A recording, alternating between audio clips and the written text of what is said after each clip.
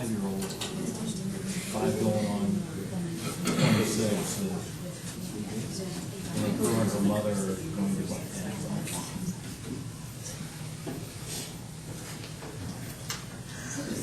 I didn't see Sophie last night at soccer. No, she had a performance, the kindergarten spring performance at Washington. She got to dress up like a cowgirl and sing and dance. Yeah, that's more fun than soccer. Which, other than dressing up as a cowgirl, that's a normal thing for her.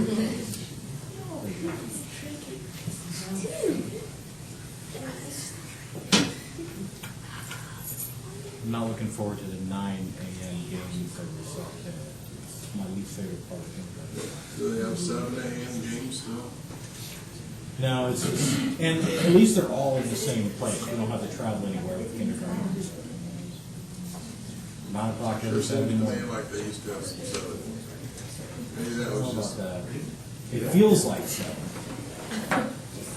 All set. Yep. Good evening.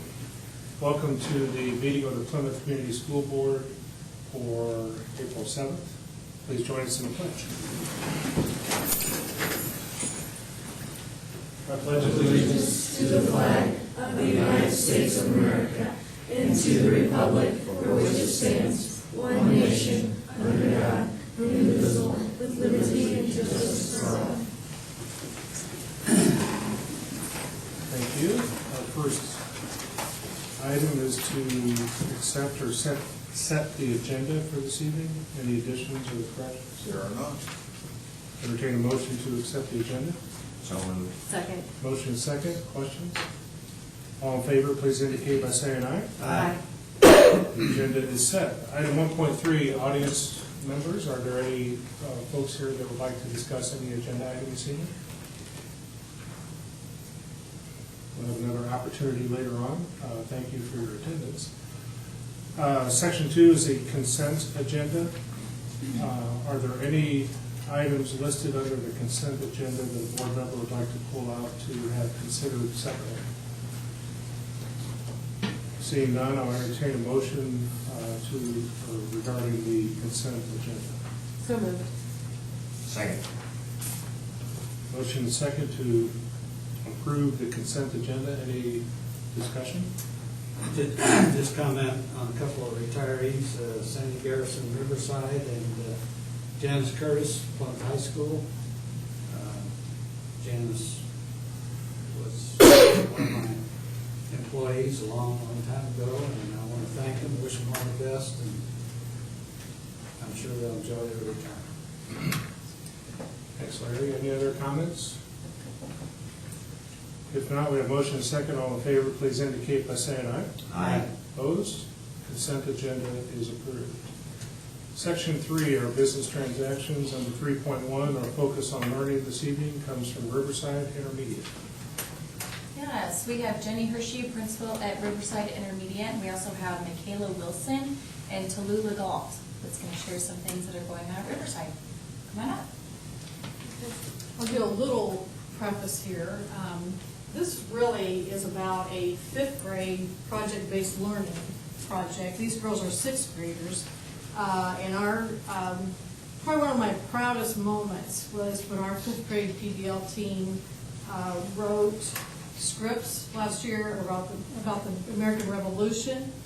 Then students who were very reluctant to present in front of people wrote, when they were involved in skits, a play. Our music teacher got involved and became a musical. So these girls have been through it. Our 5th graders we're not quite ready there, but they're going to tell us what they did last year. Last year we put on a production of the American Revolution. The other students who weren't in PBL, they did a Christmas program. So for our program, we included music and a play we wrote ourselves.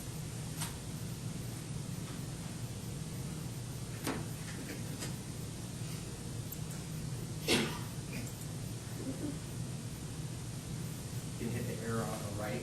It's either an arrow about halfway down the screen when you move your mouse. There you go. Our driving question for this project was how did events and people of the American Revolution change American history? Our problem statement was, how can we as students, actors, actresses, producers, directors, and performers entertain and educate other historical events, recreating knowledge about the American Revolution, events, and people, so that others will learn. As fifth graders, there was many steps that we took to accomplish this project. The list of steps was the steps that we took. Last year, as fifth graders, we performed the play. This year, me and Tallulah are student directors for the play. We will go into detail about our steps later.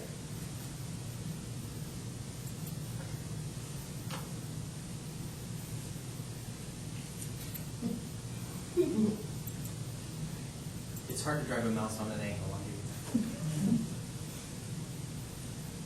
Okay, here's our entry that our music teacher, Mr. Bradley, made for us. Many stories have been told under these bright lights. Maybe you had an opportunity to watch the other fifth grade classes get us all into the holiday spirit. Maybe you've heard the drama club cast talking about their upcoming performance. Now, the stage is set for you to tell one of the greatest stories of all, how the history of our country has impacted our lives. This is the story of the Revolutionary War. This is America.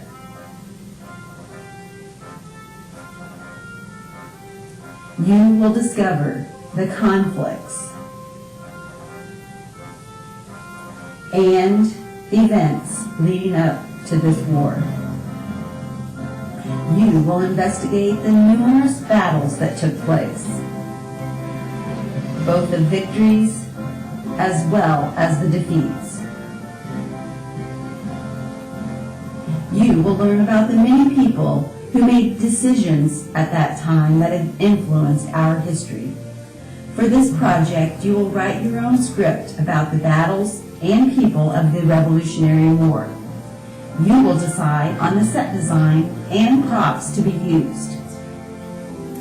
You will create costuming appropriate for this time period. You will rehearse and perform your story for others to witness.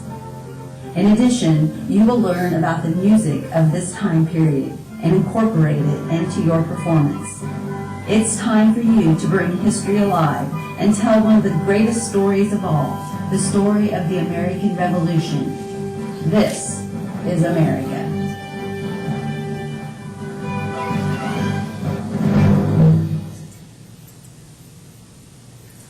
Everyone got put into groups of 4.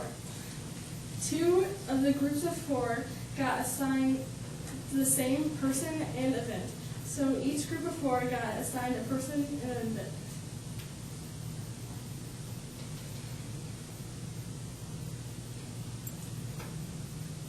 Once we were assigned into our groups of 4, we first did our group contract. We had one team leader, Group liaison, a technology expert, and procedures coach.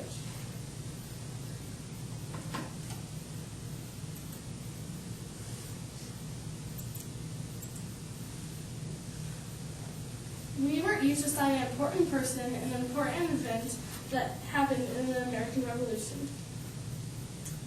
and we were supposed to find as much information as we could on that person or event. We then had to present to our peers to inform them about our event in person. This wasn't quite when we did our play yet. This was just doing a keynote about our event.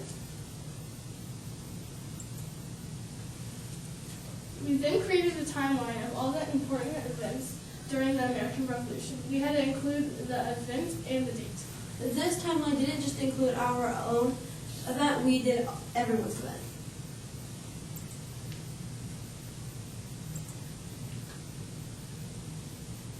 We had our field trip to high school where they taught us about writing a play, being in a play, and stage crew in a play. We learned about blocking, which is what you do in a play, and we also learned about dialogue and how to write it. Then everyone gets put into groups of 8. The 2 groups that had the exact same got put into the groups of 8 so we could work together as a team with already learned knowledge to create our script. How to write a script. We use things that we learned in the high school. For example, like I said already, dialogue and blocking.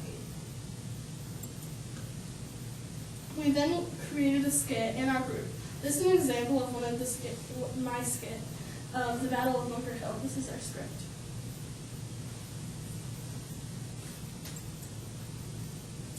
Then we had to make our homemade costumes. The British soldiers and who was playing King Henry in that scene were red, and the American soldiers were blue. And then at the end of the project, we performed in front of the whole school. At the beginning, we performed in front of the school first, but then at night we performed in front of our parents. In the top right, that is the Declaration of Independence, and in the bottom left is Paul Revere's Ride. The middle is the Treaty of Paris, and then on the bottom right is the Boston Tea Party. We learned a lot of knowledge about the American Revolution during this time. It presented a very well thought out play. Any questions? Thank you for watching. Thank you, girls.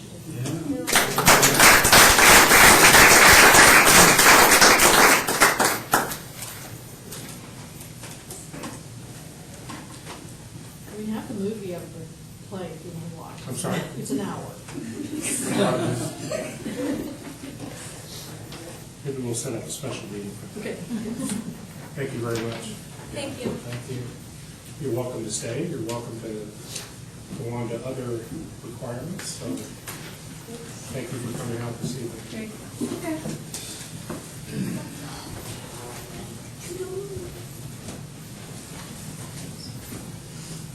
Okay, moving on to item 3.2, the setting of school breakfast and lunch prices. Good evening. It's that time of year again where I have to come before you to say if we're raising prices or what we're going to do. We've done the calculator. The state lady was with me last week. We do a calculator that's provided to us through the state. And it came to where the student prices do not have to be raised this year, but adult prices do. So we've come up with, breakfast was $1.35, and it'll be $1.50, so that's a 15-cent raise. And lunch was $2.50, so now it'll be $2.75. Our goal for this, well, it's through the state that breakfast should be $2.10, so we are still 60 cents short of that, but we'll gradually get to that point. Lunch should be $3.30, and will be $2.75. So gradually we'll get to that point too. And I just ask if you would approve of that. Entertained a motion. So moved. Second. Any questions? So the student meals will remain the same for all next year? Yes. That's great. Thank you very much. Motion and second. All in favor, please indicate by saying aye. Aye. Opposed? All set. Thank you. Thank you. Item 3.3, I'm not even sure I want to read this. Consider additional snow pickup. Well, we said we were going to do them all virtually, but in looking at the calendar and the way we're doing the virtual days, we really only had room for 3 of the 4. So in talk with the principals and in talk with the Home Education Association, I think the one thing that made the most sense is they talked to me about their instructional time was to just add a day on to the end of the year. So the last day for grades K through 8 will be now June 2nd, 2015, and the last day for grades 9 through 12 will be June 3rd, 2015. So that's the recommendation that I would put, and I would keep my fingers crossed that we have no more snow days.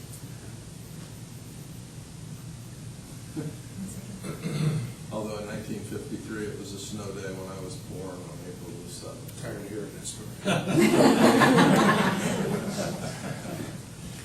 Today's your birthday?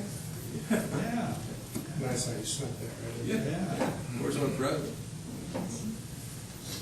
All right, we have a recommendation then for June 2nd for K through 8, June 3rd for 9 through 12. Entertain a motion. So moved. Second. Motion is second to approve. Questions? If you don't have your calendar, the second is a Tuesday and the third is a Wednesday, it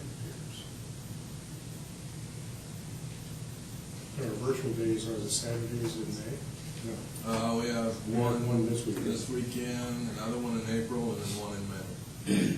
But we're running into things like prom and different things like that, so.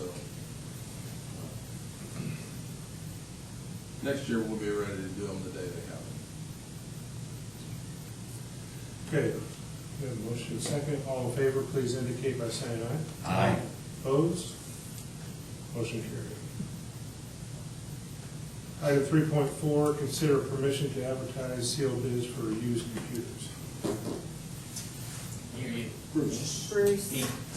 So what you see there is our proposed advertisement, similar to what we did last year with the Lincoln machines as they came off of lease. We're trying to get a jump start, a little better timeline than what we did last year to get them out the door before school starts so we can get the new ones in place. So we have a date now listed there of, I think it's June 19th, if I remember right, which is a couple weeks after school gets done, which will give my department a little bit of time to collect them, go through them, make sure they're visible cracks, things that we can't fix to get a better resale value. It will be advertised, you have to tell me there, I think the pictures are there. 12th and 19th. Of this.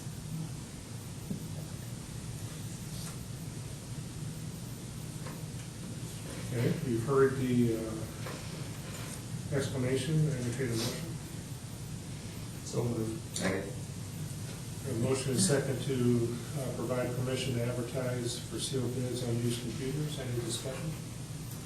Is that kind of the same format that you did before? Very similar format. The only thing that I put some wordage in there to separate in different lots because there are going to be so many computers this year with the high school.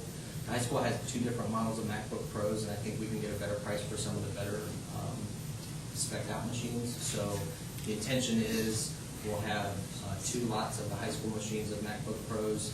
We'll do 1 lot of the elementary machines, which are the white unibody machines that are almost 6 years old now, that I don't think will get as high a price. So I thought we'd have better luck if we broke it up into smaller chunks than doing it all in one big lot. Makes sense. Good.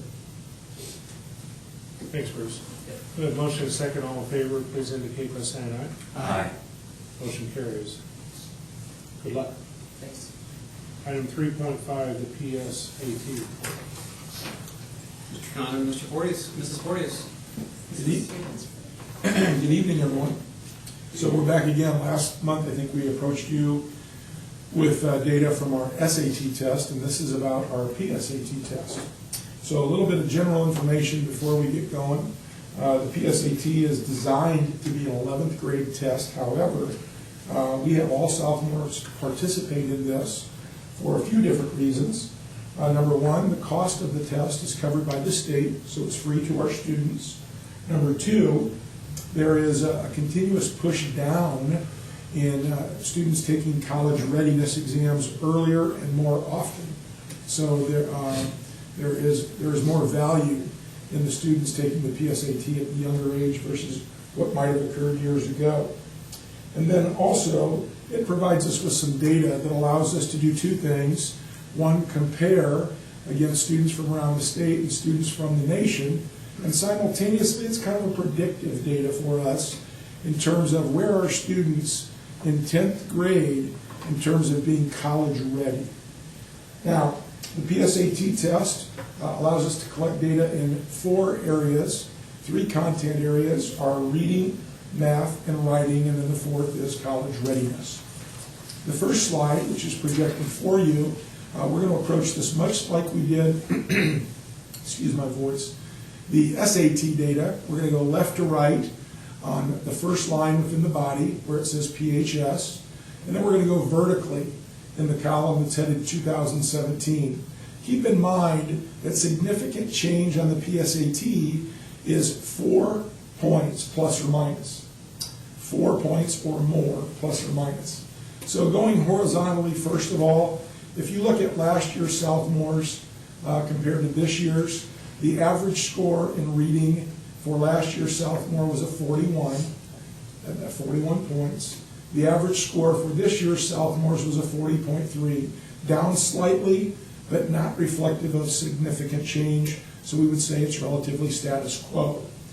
If you look at our current sophomores in comparison to the state and national averages, again, no significant difference, but we are slightly below the averages. Next slide, please. Mathematics, following the same strategy, looking left to right on the line, headed PHS, and then vertically in the last column. Comparing last year's sophomores to this year's, slight decrease, but not reflective of significant change. And then in the last column to the right, again, we scored slightly below the average for the state and the nation, but according to the PSAT test itself, it's status quo in terms of not being reflective of significant change. Writing, last year's students averaged a 39. This year's were 38.3, status quo. And then the rightmost column, again, we were below the state average and the national average, but not significant change. College and career readiness. I'll turn it over to Amy.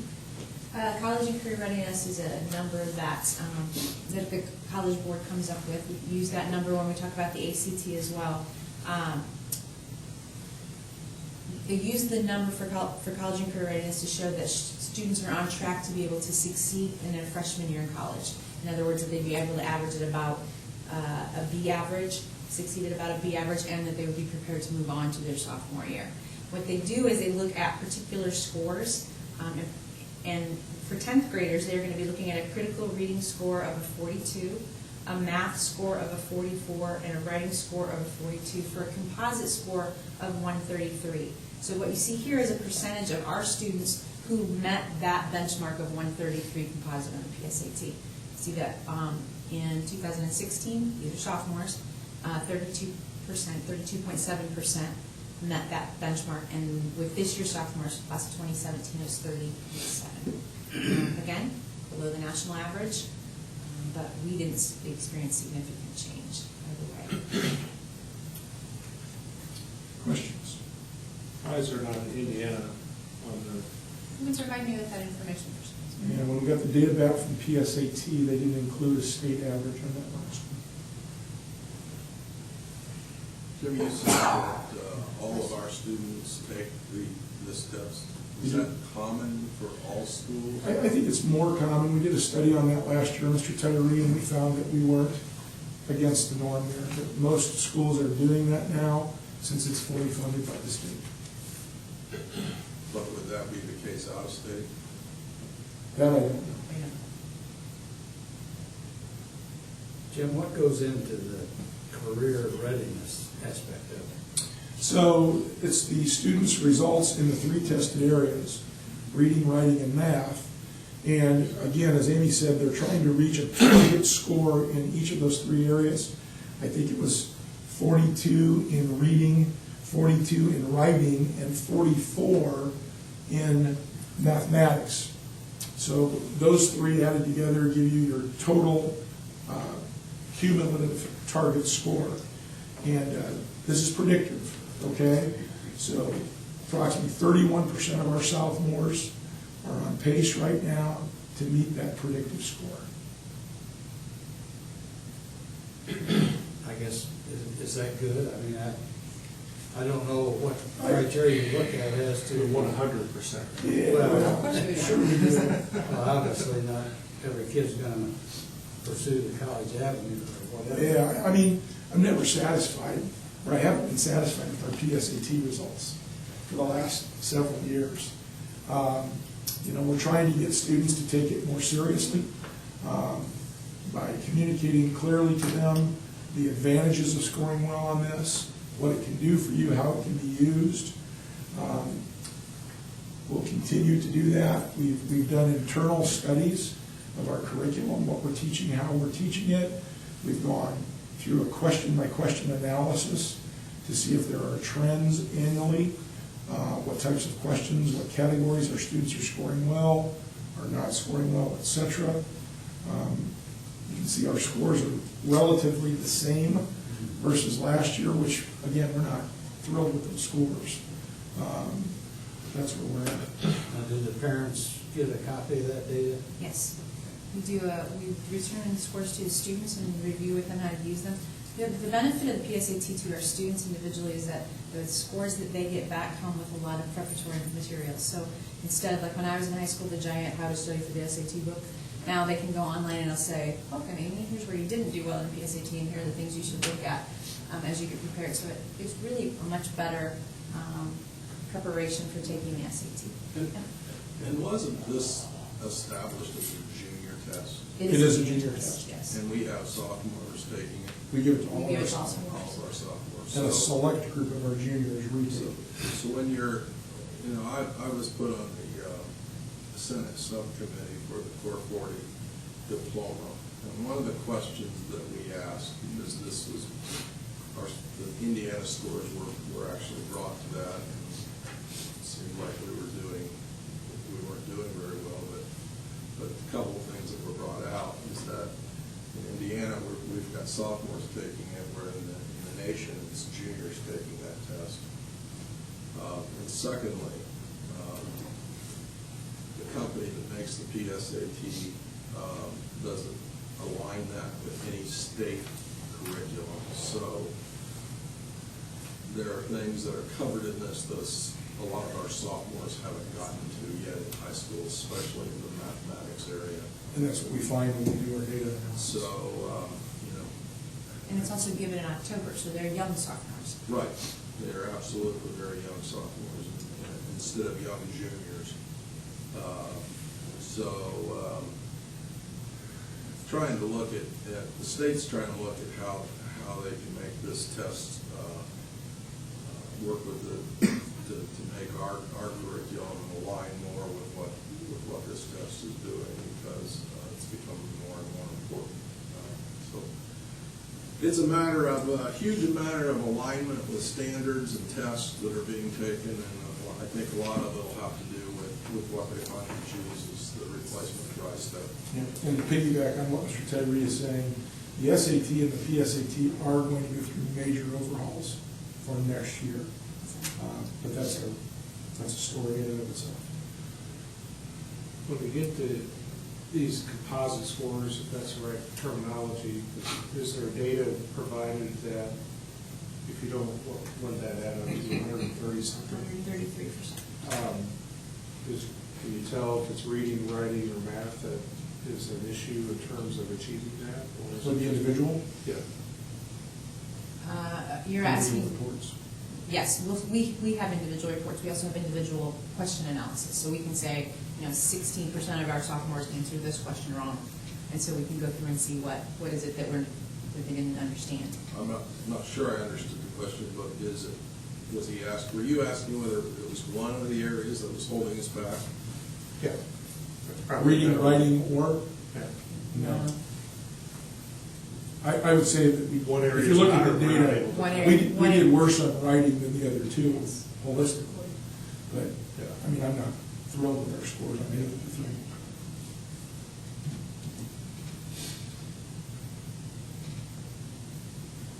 We will use the college and career readiness scores to make sure that our students are ready to be successful at the college level and not need remediation classes when they get there. And so that's part of why it got pushed down to the sophomore level, so we have no time to analyze that as well. So that they're not just graduating from us and successfully getting into that freshman year, but they're ready to move on to their sophomore year. Excuse me for not knowing the answer to this, but I don't know, how long have we had this data, and with our follow-ups, is it bearing out that is reflective, or? that they're moving on to a That sophomore these year? predictions are bearing out. College Inquiry Readiness is a relatively new data that's shared with us, I would say. They did a major overhaul on that just a few years ago as well.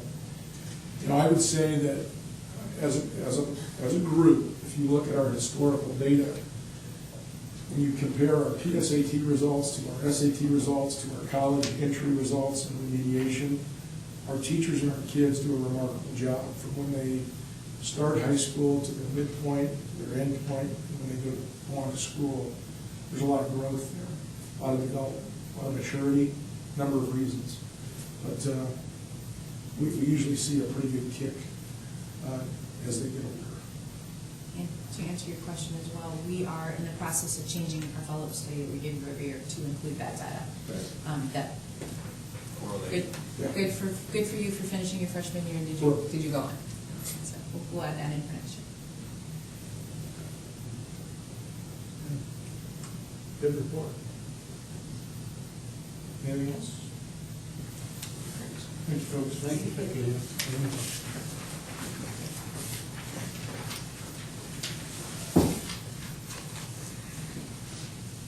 Item 3.6, consider agreement for, residential services. So this is a continuation of an excess funding agreement between us, residential facility, and the Department of Education for a student that we have. You approved this originally back in January, 2 Januaries ago, I think it was, and this is just a continuation of that for your consideration. So we have a student who is a Plymouth student, and the best situation for him is not to be here in Plymouth. So he has been working to get funding for him to be a residential placement. I think we went through that a year and a half ago. I would so move. Second. Motion and second to approve. Any other questions? All in favor, please indicate by saying aye. Aye. Opposed? Approved, thank you. Item 3.7, legislative update. I don't have much to provide here. I don't know if anybody's noticed, the legislature has been kind of tied up with another matter. I don't know, you may have heard about it. So it's kind of dominated the news and what's going on. Good Morning America everywhere. I don't know if you had anything to. The only thing is, we got good news today, is that the House had taken away about 50% of the vocational funding, and it was put back in today. So we've got vocational funding plus what we had this year, plus some additional funding for those who complete their tracks, their vocational tracks. So there'll be additional vocational funding next year, not less. And that was, some people were worried about that. I figured the Senate would put it back in. On these long sessions, I don't get too worried until the last couple of weeks on things anymore. So, but that's really about it. I haven't seen or heard from any legislators What lately. makes you worried on this situation? Okay, we'll move on then to superintendent remarks. Dan? Sure. As I always do, I like to go through the core values and talk about some things that have happened here. Our commitment to students. This week will be our first virtual day out of 3, and our goal is this year of the 3 to get closer and closer to what it would be like next year when we do it the day of. So we're going to have a lot to learn from each of the 3 days that we do. Our teachers have been working hard to get ready for this and be prepared. Our administrators, we're opening the high school if kids need internet for this weekend. It'll be open Friday from 4 to 7, Saturday from 9 to 3, and then Sunday from 1 to 4. And we'll be there taking care of the supervision, and then we'll see how it goes, and might make some tweaks for the next one. Caring, 4.2, just got a letter from the Red Cross talking about what a great job that our schools are doing, showing care for others. PHS collected 175 units this year, Menominee at 45, Jefferson 26, and Washington Discovery Academy 97. So the Red Cross was very pleased with Plymouth Community Schools. High expectations. Congratulations to Gloria Burnham. They were 100% compliant in their federal and state review on the food service programs at Lincoln and Menominee. They just picked two randomly and go to it, and they were able to be compliant in every area, which is fantastic. Team player, both the PHS girls and the girls softball team and tennis team are having fundraisers for cancer. Smash Cancer, and the tennis fundraiser is April 16th. The Strikeout Cancer is the softball fundraiser on May the 3rd. And Integrity, congratulations to Candy Kinky for being nominated and selected as the 2015 IASBO Region 2 Business Official. Good job, Candy. And 4.6, Enjoyment. Also, congratulations to Sharon Scott, Title I teacher, who received an award called Celebrate Literacy at the banquet attended by Superintendent Linda Ritz on March the 19th. We have a couple of things. There's April 20th is the Plymouth High School Academic Excellence Banquet, Crystal's Banquet Center. The 28th is a board workshop from 5:30 to 7:30. I did change that time to accommodate Melissa.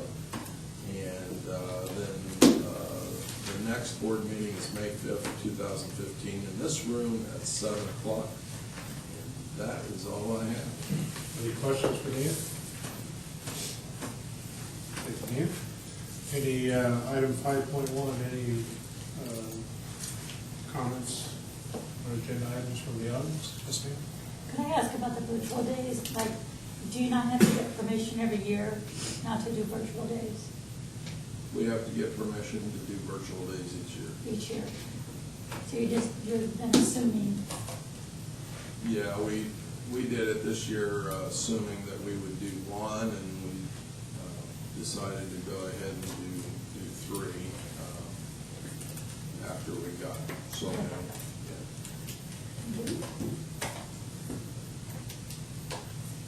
Any other questions? If not, I'll entertain a motion to adjourn. So moved. All in favor? Aye. We're adjourned.